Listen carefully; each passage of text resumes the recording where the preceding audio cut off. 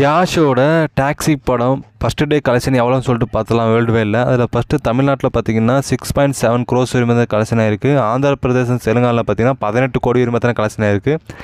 கர்நாடகாவில் பார்த்தீங்கன்னா 30 கோடி வரைக்கும் கலெக்ஷன் ஆயிருக்குது. கேரளாவில் பார்த்தீங்கன்னா 2 crores வரைக்கும் கலெக்ஷன் ஆயிருக்கு. ரெஸ்ட் ஆஃப் இந்தியாவில் பார்த்தீங்கன்னா 62 கோடி வரைக்கும் வசூலாயிருக்கு. இந்தியாவில் பார்த்தீங்கன்னா 120 கோடி வரைக்கும் வசூலாயிருக்கு. ஓவர்சீஸில் பார்த்தீங்கன்னா 20 கோடி வரைக்கும் வசூலாயிருக்கு. வேர்ல்டு வைடில் பார்த்தீங்கன்னா யாஸ் நடித்த டாக்ஸ் படம் பார்த்தீங்கன்னா டே 1 மட்டும் பார்த்தீங்கன்னா 140 கோடி வரைக்கும் கலெக்ஷன் ஆயிருக்கு.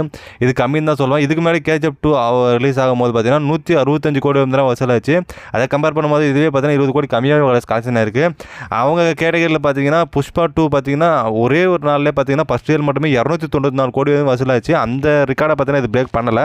ஏன்னா படமும் பார்த்தீங்கன்னா நெகட்டிவ் ரிவ்யூ தான் வந்துட்டு இருக்குது. இப்போ பார்த்தீங்கன்னா தமிழ்நாட்டில் விஸ்வநாத் சன் தான் பார்த்தீங்கன்னா இப்பயும் அதிக ஸ்க்ரீனோட ஓடுறதுக்கான வாய்ப்பு அதிகமாகவே இருக்குன்னு சொல்லுவேன். ஏன்னா இந்த படம் பார்த்தீங்கன்னா நெகட்டிவ் ரிவ்யூ வரதுனால பார்த்தீங்கன்னா நிறைய தேட்டர்லேருந்து பார்த்தீங்கன்னா எடுக்கிறதுக்கான வாய்ப்பும் பார்த்தீங்கன்னா அதிகமாக தான் இருக்குது. வெயிட் பண்ணி பார்ப்போம் யாஸ் நடித்த டாக்ஸி படம் இன்னும் எவ்வளோ கலெக்ஷன் வரப்போகுதுன்னு சொல்லிட்டு.